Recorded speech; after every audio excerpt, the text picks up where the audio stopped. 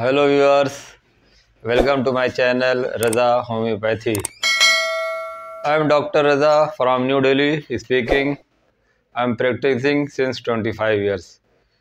दोस्तों, मैंने 25 साल की अपनी लाइफ में एक्सपीरियंस किया है कि जब गर्मी का महीना शुरू होता है और ख़ास तौर से जब बारिश शुरू होती है या नमी बढ़ जाती है या उमस वाली गर्मी होती है तो उस दौरान फंगल इन्फेक्शन स्किन के बहुत बढ़ जाते हैं।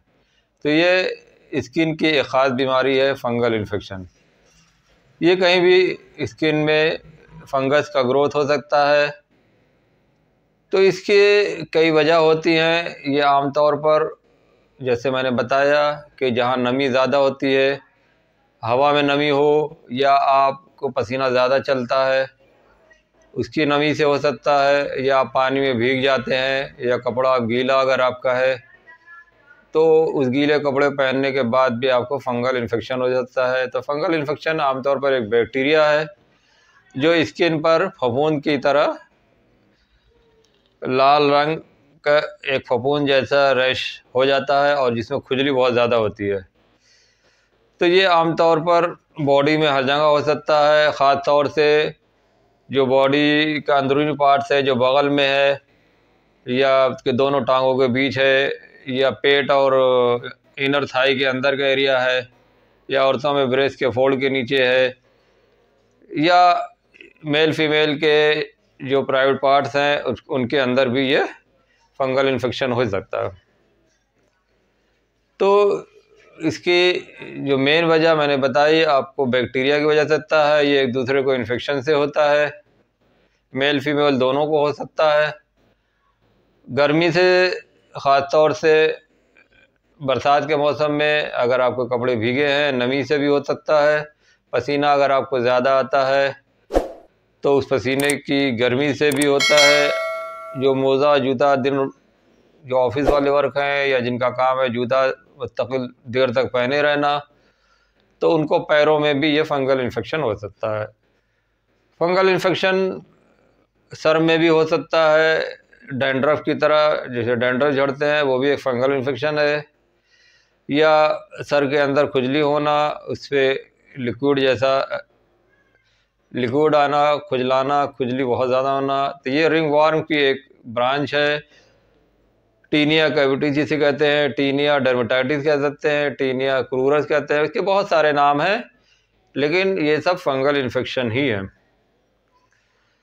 तो इसका सिम्टम यही होगा कि खुजली बहुत ज़्यादा होगी, लाल लाल इसमें चकत्ते पड़ जाते हैं, ये ड्राई भी रह सकता है और इसमें से इसके लिए डिस्चार्ज होता है या आपके लिक्विड डिस्चार्ज भी हो सकता है। तो ये जेनेटिक, जैसे मैंने बताया कि जेनेटिक में भी रहता है, फैमिली हिस्ट्री में एक दूसरे को इन्फेक्शन से हो सकता है, एक दूसरे का कपड़ा टॉवल यूज़ करने से होता है, बेडशीट एक दूसरे को यूज़ करने से होता है, या वो लोग जो स्विमिंग पूल में जाते हैं, स्विमिंग पूल में गंदा पानी रहने की वजह से भी इन्फेक्शन हो सकता है, या जिम में जो जाते हैं, जिम करते हैं, पसीना बहुत आता है, या साइकिलिंग करते हैं, या एथलेटिक जो बहुत ज़्यादा फुटबॉल खेलते हैं या दौड़ते हैं, या जूता जिनका पहने रहने का ज़्यादा देर तक काम होता है, तो उन लोगों को ये ज़्यादा होता है। और डायबिटीज़ के जो पेशेंट होते हैं उनको ये ज़्यादा रिस्क रहता है। तो इसका मैनेजमेंट आमतौर पर लोग एंटी फंगल इन्फेक्शन या रिंगार्ड या इस तरह को ऑइंटमेंट लगा लेते हैं जो खुजली को कम कर देता है, लेकिन कुछ देर तक आराम रहने के बाद ये खुजली शुरू हो जाती है और ये प्रॉब्लम दिन ब दिन बढ़ती जाती है। अगर आप इसको प्रॉपर इलाज नहीं कराएंगे, होम्योपैथिक में इसका अगर आप इलाज नहीं कराते तो ये बीमारी आपकी ज़रूर बढ़ेगी, अंदर ही अंदर बढ़ती जाती है। इसलिए कि स्किन ऑइंटमेंट जो भी मरहम आप लगाते हैं उससे ये खुजली दब जाती है। तो खुजली को दबाना नहीं है, खुजली को अंदर से बाहर निकाल के ख़त्म कर देना है। एलोपैथिक में ऑइंटमेंट जो होता है वो खुजली को दबाता है और आपके फंगल इन्फेक्शन हो, चाहे रिंगवॉर्म हो, ये सब दब जाते हैं। इसके जो बैक्टीरिया होते हैं वो तो मर जाते हैं फॉर ए टाइम, लेकिन फिर वो एनवायरनमेंट और एक तरह का माहौल जब उनको मिलता है तो वो फिर वो एक्टिव हो जाते हैं और फिर वो डबल ट्रिपल स्पीड से बढ़ते हैं। तो इसका इलाज होम्योपैथिक से ही हो सकता है, लेकिन होम्योपैथिक में इलाज करने से पहले पेशेंट को सिम्टम लेना बहुत ज़रूरी है। पेशेंट का इम्यून सिस्टम वीक होने की वजह से ये स्किन इन्फेक्शन रिकरेंसी हो रही है, बार बार हो रही है। तो पेशेंट का कॉन्स्टिट्यूशनल सिम्टम लेना होगा, उसकी जो कॉन्स्टिट्यूशनल मेडिसिन है वो निकालनी पड़ेगी जो सिम्टम के अनुसार होती है, माइंड फिजिकल बॉडी के हिसाब से। इसीलिए होम्योपैथिक में सबसे बड़ी प्रॉब्लम यही है कि किसी भी बीमारी की कोई पेटेंट दवा नहीं है। यहाँ मैं जो दवाएं बताता हूँ वो फिजिकल सिम्टम के अनुसार बताता हूँ, लेकिन वो टोटल सिम्टम पे नहीं बताता। टोटल सिम्टम पे पेशेंट से डायरेक्ट जब हम कांटेक्ट करेंगे, ये पेशेंट मेरे पास डायरेक्ट आएगा तो इसके माइंड सिम्टम और फिजिकल सिम्टम और स्किन के सिम्टम देख करके ही इसको जो इसकी दवा होगी वो कॉन्स्टिट्यूशनल होगी, जो टोटल सिम्टम पर बेस्ड होगी। तो ये होम्योपैथिक अगर ये अप्रोच आप लगाते हैं तो आपकी डिजीज जड़ से ठीक होती है। लेकिन पेशेंट या हमारे जो व्यूअर्स हैं वो पूछते हैं कि आप हमें फंगल इन्फेक्शन हो गया तो इसकी दवा बताइए। तो उनके लिए मैं कुछ दवाएं तो बता देता हूं, लेकिन ये ज़रूरी नहीं है कि ये दवाएं ही काम करें, इसलिए कि होम्योपैथिक में बहुत सारी दवाएं हैं और हर दवाओं का सिम्टम अलग है। हर इंसान एक दूसरे से अलग है, हर इंडिविजुअल एक दूसरे से अलग है, इसलिए इसकी दवा भी अलग होगी। तो स्किन जब ड्राई हो जाती है तो उसमें आप कोकोनट ऑयल लगाएं। कोकोनट ऑयल बहुत ही अच्छा है, स्किन ड्राई नहीं रहनी चाहिए। अगर नमी है तो नमी को सुखाना पड़ेगा। कपड़ा अगर आप ज़्यादा गीला पहनते हैं तो वो उसको हटाना पड़ेगा, नमी आपको कम से कम रखनी पड़ेगी। और जो कपड़े आप पहने इनर में जो भी पहने वो कॉटन के कपड़े पहने, कपड़े ढीले ढाले पहने ताकि हवा आपको बॉडी के हर पार्ट्स में अंदर तक जा सके, नमी ना रहे। तो ये बात बहुत ज़रूर ध्यान देनी होगी।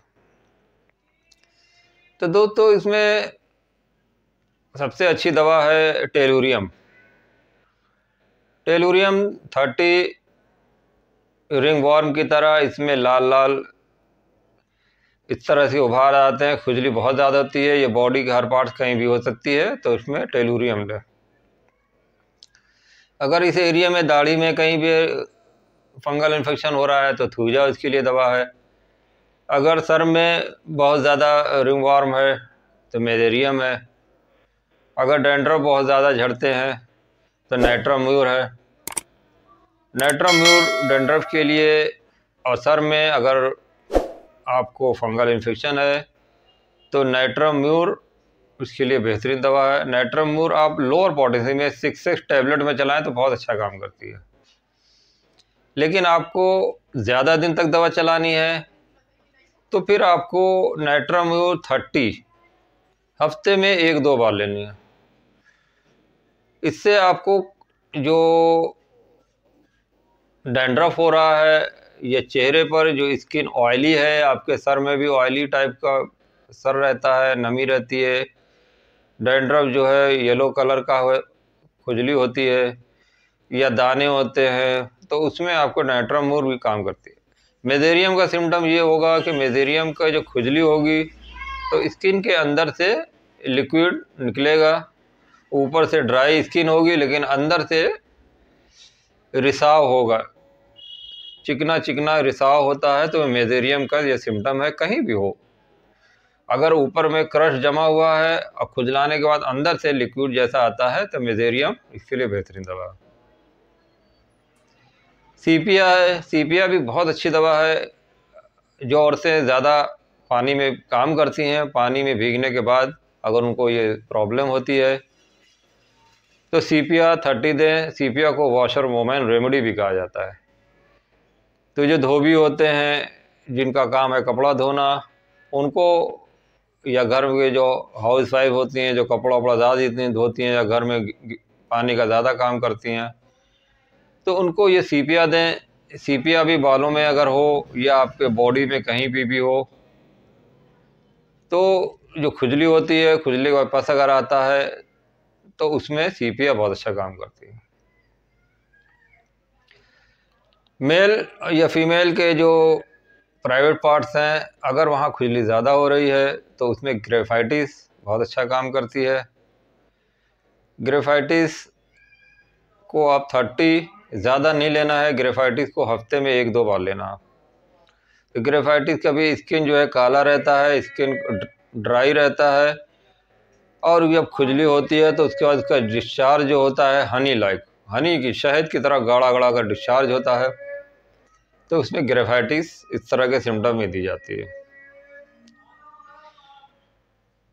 तो शुरुआत में आप होम्योपैथिक दवा जब लेंगे तो उसमें क्या होता है कि खुजली आपकी बढ़ सकती है, इसलिए कि आपने प्रीवियस हिस्ट्री में बहुत ज़्यादा ऑइंटमेंट मरहम अगर यूज़ किया हुआ है तो वो स्किन में दबा हुआ है, तो वो पहले उभरेगा, जो अंदर की गंदगी बाहर होगी, टॉक्सिन बाहर निकलेंगे, उसके बाद फिर वो धीरे धीरे सूखता है।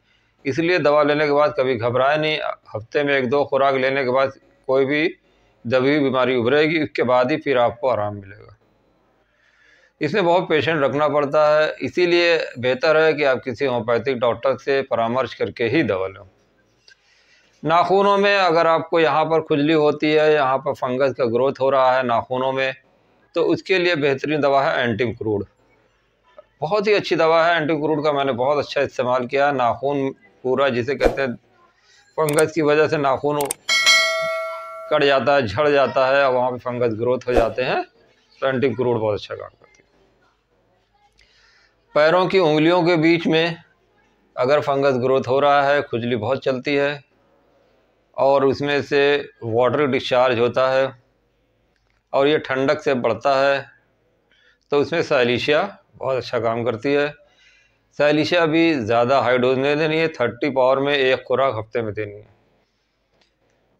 फ्लोरिक एसिड 30, फ्लोरिक एसिड 30 का भी सिम्टम साइलिशिया की तरह ही होगा, जो ज़ख़म जो खुजलाने के बाद जल्दी भरते नहीं, जो गर्मी से ज़्यादा दिक्कत होती है, गर्मियों में ज़्यादा प्रॉब्लम होती है, गर्मी से सिम्टम बढ़ते हैं, तो उसमें फ्लोरिक एसिड 30 ये भी वीकली में हफ्ते में 1-2 बार दें।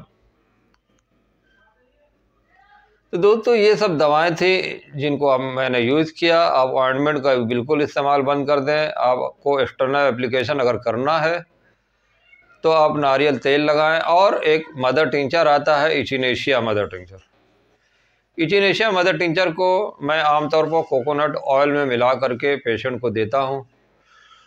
उसको पेशेंट को बहुत ही आराम मिलता है, मेंटली सुकून मिलता है, खुजली में आराम मिलती है। रात में अगर खुजली बहुत ज़्यादा बढ़ती है, पेशेंट को रात में अगर खुजली हो रही है, पेशेंट सो नहीं पा रहा है, तो उसमें लेकेसिस भी बहुत अच्छा काम करती है। अगर ये रात में सोने से बढ़ती है, जब उसको नींद आती है, सोने जाता है, तो इसको खुजली बढ़ जाती है, तो लेकेसिस इसके लिए बेहतरीन दवा है। तो इस तरह से आप इन दवाओं का इस्तेमाल करें तो देखेंगे आपको ज़रूर फ़ायदा होगा। फंगल इन्फेक्शन के बारे में और भी कुछ मुझसे अगर इंक्वायरी करनी है या आपको फर्दर ट्रीटमेंट करना है, अगर आपको आराम नहीं मिल रहा है, तो आप मेरे दिए हुए नंबर पर कांटेक्ट करें और अपॉइंटमेंट से इलाज करें। Okay, thank you, be happy, be healthy.